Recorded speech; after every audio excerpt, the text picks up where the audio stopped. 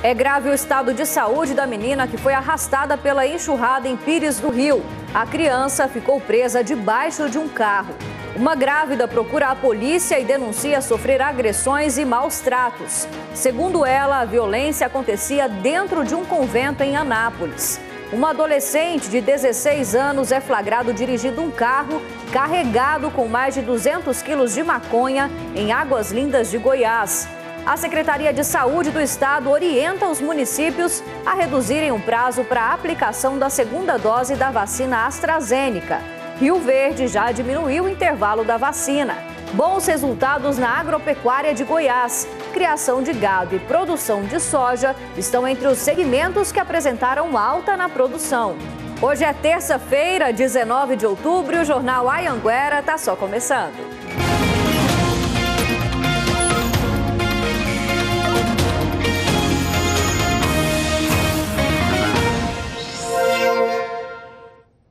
Boa noite para você, agora 7 horas e 7 minutos. Está internada em estado grave no UGOL, aqui em Goiânia, a criança de 5 anos que foi arrastada pela enxurrada durante a chuva forte que caiu hoje em Pires do Rio.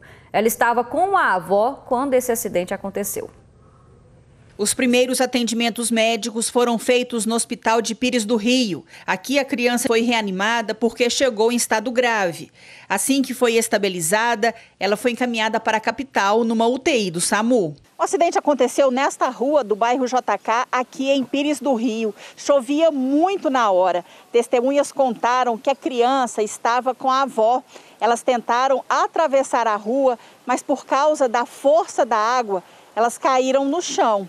A avó conseguiu se salvar, mas a menina foi arrastada e ficou presa debaixo desse carro. Os sinais vitais estavam baixos ou nenhum, né? Não estava respirando, não estava tendo circulação. Aí foi iniciado o RCP, então eles fizeram a massagem, né, da parada cardiorrespiratória, e ela foi entregue no hospital aqui de Pires do Rio, que é o referência nosso. A esposa desse radialista viu como tudo aconteceu. A avó da criança chamou desesperada aqui em casa, pedindo socorro, mas elas não conseguiram ver a criança, porque o volume era grande de água e a criança estava embaixo daquele automóvel ali atrás. Os moradores afirmam que nesta região não há nenhum bueiro e que toda a água que desce do centro de Pires do Rio vem para cá. Por isso a enxurrada é sempre muito forte. Situação muito difícil, né? A gente clama pelas autoridades para que arrumem essas galerias pluviais, para que essa água do centro não desça aqui mais. Nós temos aqui à minha esquerda aqui uma grande erosão, que é outra tragédia anunciada. Se descer uma pessoa aqui ou um carro, é uma tragédia com certeza. Que tristeza, né, gente? O assessor de comunicação da Prefeitura de Pires do Rio, Marcos Vinícius Lopes Ribeiro, disse que existe um estudo para implantar a rede de escoamento da água ali da chuva naquele bairro onde esse acidente aconteceu, mas ainda não tem previsão para que esse serviço seja feito. E segundo o boletim do UGOL, a criança de 5 anos está na UTI e respira com a ajuda de aparelhos.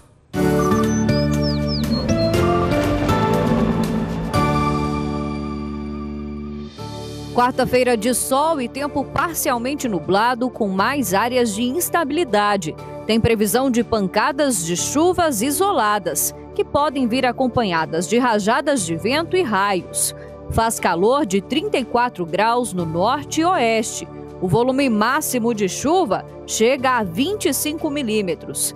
Veja como fica o tempo em Santa Helena. Máxima de 31 graus, umidade em 45% e chuva de 7 milímetros.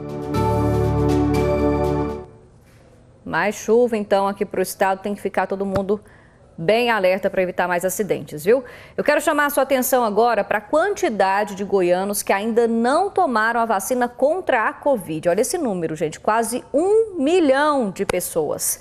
E não se vacinar, além de colocar em risco a vida das pessoas ao nosso redor, está adiando ainda mais a possibilidade de viver sem usar máscara e de voltar à normalidade. O número dos que não quiseram se vacinar é alto e muito preocupante. Quase 1 milhão de goianos estão nessa situação. Opção essa absolutamente equivocada, porque eles expõem a si e aos demais. Não é simplesmente, eu não quero vacinar, então está tudo tranquilo, respeite. A vacinação ela não é um ato individual, ela se concretiza no individual mas a repercussão dela é coletiva. Em Catalão, a Patrícia luta para viver sem a presença da irmã Olívia, que morreu de Covid no dia em que completaria 42 anos. Ela já podia, mas não tomou a vacina. Ela tinha medo de agulha desde criança, ela tinha medo, ela tinha pavor. Então, eu acho que ela não vacinou por medo, porque ela foi 2 vezes para vacinar e não quis vacinar. E as últimas conversas que eu tive com o médico, antes dela ser entubada, que a gente foi descobrir que ela não tinha vacinado, né, lá no hospital. Aí o médico falou, né, que se ela tivesse vacinado, ela poderia estar com a Covid, mas não tinha chegado aonde chegou. Toda a campanha de vacinação precisa de pelo menos 2 movimentos, 2 ações para que ela tenha sucesso. Primeiro, o governo precisa disponibilizar as doses, mas há também a necessidade das pessoas saírem de casa, irem até os postos. E essa preocupação de cada um em tomar a vacina se reflete na saúde de todos nós.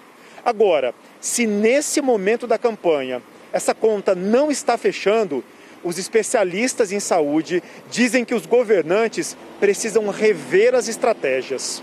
O gestor municipal ele tem que usar toda a metodologia, toda a criatividade para atingir aquela pessoa. Então, hoje nós temos as redes sociais e aí nós temos que falar sobre esse assunto em todos os momentos, em todo o horário, em todas as mídias. Eu tenho que realmente resgatar as pessoas. A palavra é resgate. Aqui em Goiânia, a prefeitura segue em busca dos que não foram tomar a vacina. A Andréia, que é agente de saúde, está fazendo mais uma ligação. A sua vacina do dia que você tinha que ter tomado, em julho, se você já tomou ela. E ela foi para a rua, para a casa do morador, entender o que estava acontecendo. Mas o Elton deu um jeito e hoje tomou a 2ª dose, que estava atrasada há 3 meses. A gente foi, me ligou umas 2 vezes, 3 vezes, eu fui lá, hoje vacinei, tá tudo ok. Até agora, somente 42% da população de Goiás completaram a imunização. É por isso que ainda estamos distantes do dia em que será possível ficar sem a máscara. Ninguém vai falar em tirar máscara com menos de 80% da população vacinada, né? A máscara realmente, junto com a vacina, é o que protege a pessoa. Então, usar máscara e vacinar é onde nós temos proteção máxima. A vacina e as máscaras diminuíram o ritmo de transmissão da Covid, mas a doença ainda mata. Em 24 horas, foram 17 vítimas aqui em Goiás. A Covid não acabou, parece que ela está acabando, mas nós ainda temos que ter cautela, gente. A cautela é necessária para que nós tenhamos menos doentes e menos mortes. Peço para toda a população, os jovens que não foi vacinar, que vacine. A vacina ajuda, a vacina evita a morte, a vacina evita a dor. Então vão todos vacinar. Muito importante, né, gente? Ainda falando de vacinação, a Secretaria de Saúde do Estado orienta os municípios a reduzirem o prazo para a aplicação da 2ª dose da vacina AstraZeneca. Rio Verde já diminuiu o intervalo da vacina. A gente vai conversar com a Manuela Messias, que está ao vivo aqui com a gente. Quero saber então, Manu, esse período agora vai ficar menor? Por que foi feita essa redução? Boa noite para você. Boa noite para você, Gabriela, e para todo mundo que acompanha a gente também. Vai ficar menor sim, viu? Essa diminuição no tempo da primeira e da segunda, entre a primeira e a 2ª dose da AstraZeneca é uma recomendação do Ministério da Saúde e aí a Secretaria de Saúde, então, de Goiás repassou isso aos 246 municípios. Aqui em Rio Verde já está valendo essa recomendação, então quem tomou a primeira dose da AstraZeneca está aguardando aí para receber a 2ª dose, não precisa mais aguardar 12 semanas, como foi recomendado anteriormente. Já pode receber essa 2ª aplicação com 8 semanas de intervalo entre a primeira e a 2ª dose. A Secretaria de Saúde aqui de Rio Verde disse que está sendo possível isso aqui no município porque a cidade tem doses suficientes para isso, tá? E vale reforçar então, quem tomou a primeira dose da AstraZeneca está aguardando pela segunda dose, fica de olho no cartão de vacina e também nas redes sociais da Prefeitura aqui de Rio Verde, porque é por lá que eles estão divulgando os dias e os horários, os locais de vacinação para essa segunda dose, viu, Gabriela? Obrigada, Manu. Muito importante para a gente ficar livre dessa doença logo, né? Boa noite para você.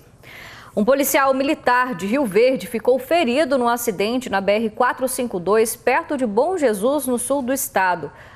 O policial estava sozinho e numa viatura da Polícia Militar que saiu da pista e capotou, essa que a gente está vendo aí. Chovia bastante, o que, segundo a polícia, pode ter contribuído com esse acidente. O policial teve ferimentos leves e foi levado para o hospital de Bom Jesus, também no sul do estado. Um caminhão carregado de concreto caiu de uma ponte hoje.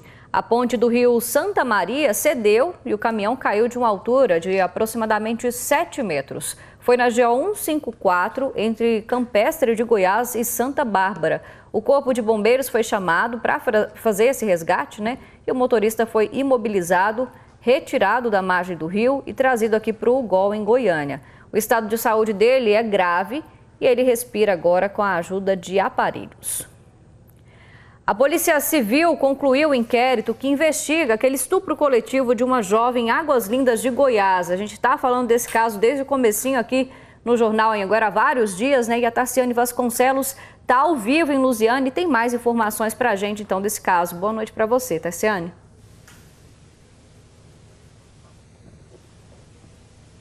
Oi, Gabriela, boa noite a todos. Isso mesmo, a gente está acompanhando desde o começo e dois suspeitos dos 3 que foram presos em flagrante no dia do estupro foram indiciados e agora o inquérito segue para o Ministério Público. Se eles forem condenados, podem cumprir até 10 anos de prisão. O estupro foi no início do mês em Águas Lindas de Goiás. Uma jovem de 25 anos disse que foi estuprada por 5 homens em uma festa que ela participou.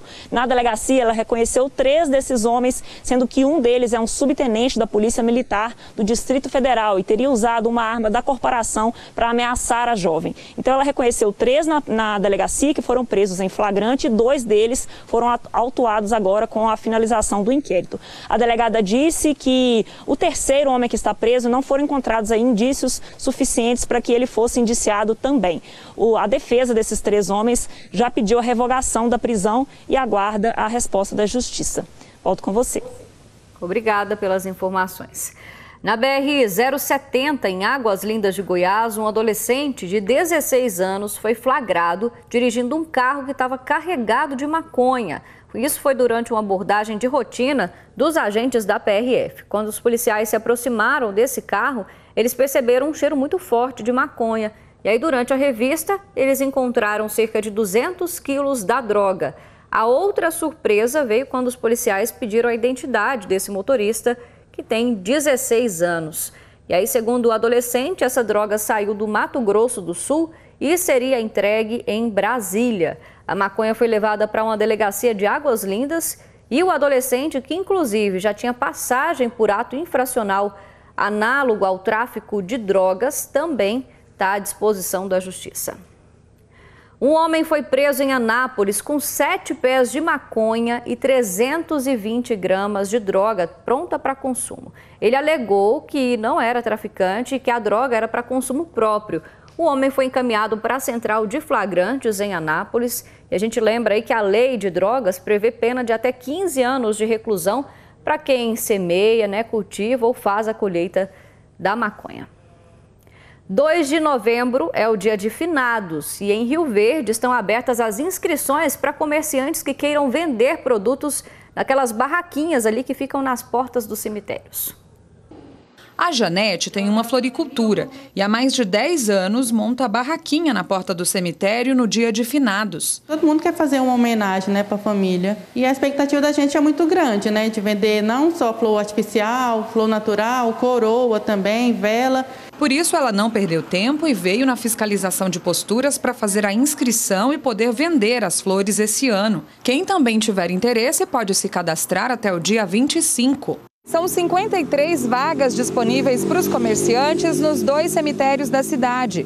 A distribuição dessas vagas vai ser feita por ordem de chegada. Por isso é importante fazer a inscrição o mais rápido possível. É preciso ter mais de 18 anos e levar os documentos necessários. Devem estar munidos dos seus documentos pessoais, CPF, RG e comprovante de endereço. Isso a gente vai fazer o certificado para ele, né? E ele vai posteriormente tirar o alvará no Cefaz. Bom, o telefone aí do Departamento de Fiscalização de Posturas de Rio Verde é o 64 3620 2088, tá para você também aí na tela. 7h23, continua desaparecido o suspeito de colocar fogo na ex-mulher em Catalão. A vítima segue internada em estado grave aqui na capital. Para a mãe, já são 6 dias de agonia e preocupação. O estado de saúde de Milena Rocha dos Santos, de 24 anos, é grave. Ela está na UTI do UGOL com queimaduras de 2º e 3º graus e respira com a ajuda de aparelhos. Cada vez que o meu telefone toca, eu acho que é uma notícia ruim. Então eu peço justiça. Se alguém vê ele, por favor, denuncia. Porque o que ele fez com a minha filha, ele pode fazer com outras filhas. Robson Martins de Oliveira Leonel, de 29 anos, continua desaparecido. De acordo com a polícia, foi ele que tentou matar a ex-esposa por causa de ciúmes. Apesar deles estarem com relacionamento findado, acabado, ele começou a brigar porque ela estava conversando, segundo ela diz, que ele acusou ela de estar conversando com outro homem. Câmeras de monitoramento flagraram o exato momento em que o ex-marido aborda Milena. Foi numa das principais avenidas comerciais aqui da cidade, a 20 de agosto. O ex-marido insiste e não deixa Milena sair de perto. Logo após, a vítima sai na companhia do ex-marido.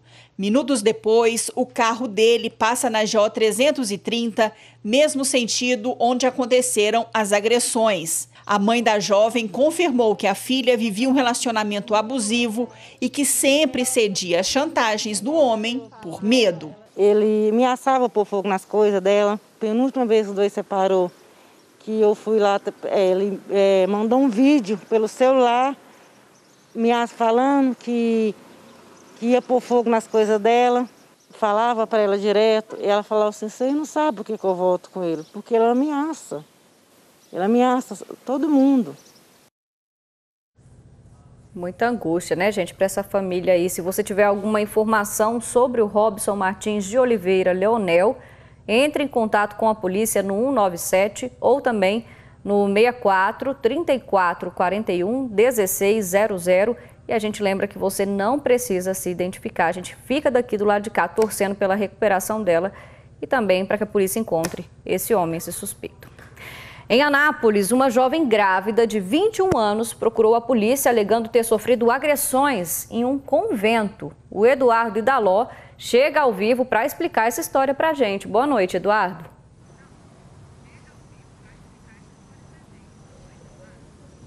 Oi, Gabriela, boa noite para você, boa noite para todo mundo que está nos assistindo aqui no J2. Pois é, essa jovem de 21 anos está grávida de 37 semanas e ela procurou a Polícia Civil para fazer essa denúncia. Ela estava vivendo em uma espécie de abrigo que, segundo ela, é um convento e lá, além dela ter encontrado esse abrigo, ela também fazia trabalhos artesanais e cuidava da limpeza.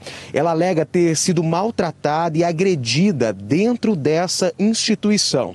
Ela, segundo o que ela contou para a polícia, ela sofreu um acidente de trabalho enquanto ela estava fazendo um serviço de limpeza com um freezer que caiu sobre as pernas dela e aí ela teve que ser levada para atendimento médico. Durante esse atendimento, ela aproveitou o contato com uma assistente social, pegou o telefone dessa assistente e reclamou sobre essa agressão.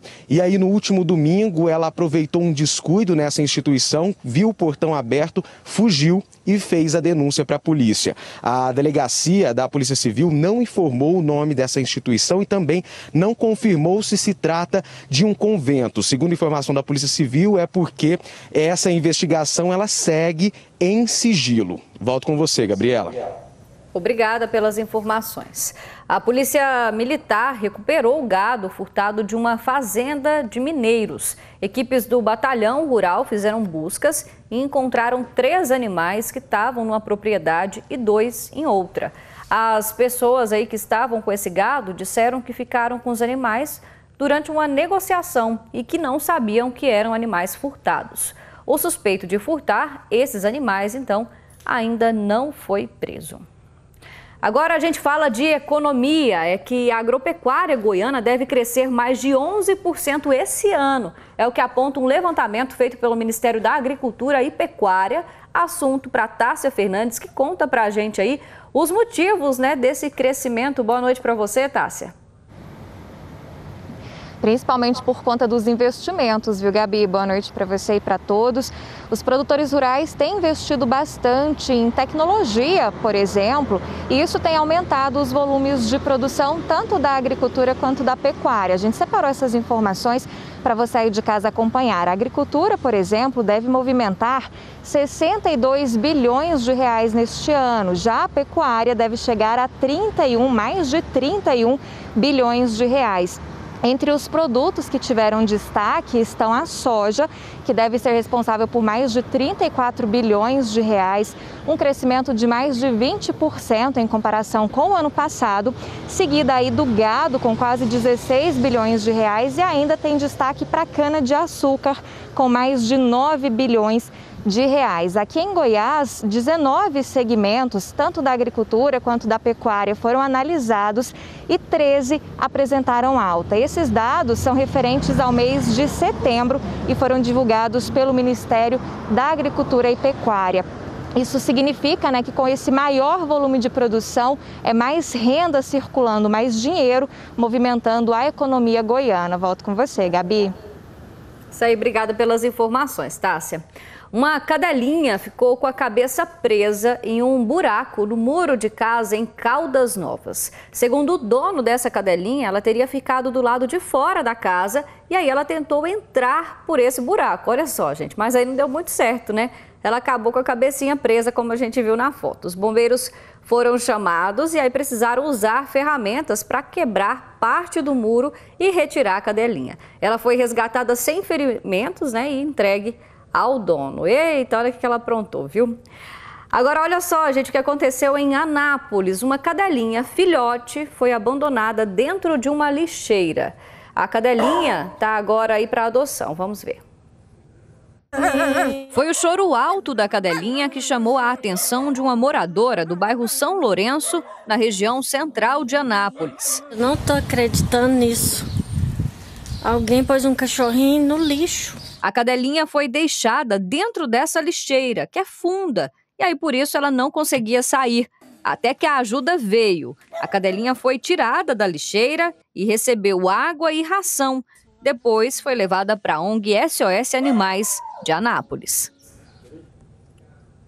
Muita maldade, né, gente? Essa cadelinha, como eu disse, agora está para adoção e o contato para quem tiver interesse em adotar é o 629-9570-9407. A Prefeitura de Goiânia diminuiu as restrições de atividades durante a pandemia. Os shows estão permitidos, mas aí dependem de autorização antecipada da Secretaria Municipal de Saúde, além de obedecer também aos protocolos sanitários. O decreto não fala em limite de público. Em celebrações religiosas, a lotação máxima é de 60% da capacidade. Também teve ampliação para 60% da capacidade para o funcionamento de salões de beleza, estabelecimentos que ficam na região da 44, Mercado Popular, Mutirama, Zoológico e também em cinemas e teatros. A Polícia Civil de Anápolis registra, em média, 15 denúncias de violência contra idosos por dia, um número muito alto, e os agressores quase sempre são os parentes mais próximos. A marca da agressão ficou no braço. Essa idosa foi agredida pela própria neta em Anápolis. O caso foi denunciado na semana passada. A Polícia Civil abriu inquérito. A vítima prestou depoimento e confirmou a agressão, mas a agressora está foragida. Atualmente, a Delegacia do Idoso aqui de Anápolis tem recebido entre 10 e 15 denúncias de violência contra idosos por dia. A maioria absoluta, 90% desses crimes, são cometidos por filhos ou netos. E o maior desafio hoje da Polícia Civil é convencer o idoso a denunciar. Para o idoso ainda é uma vergonha procurar a Polícia Civil, principalmente para interferir na gestão da sua família e do seu lar. A resolução desse tipo de crime, na maioria das vezes, esbarra no laço familiar, no afeto que o idoso tem pelo agressor.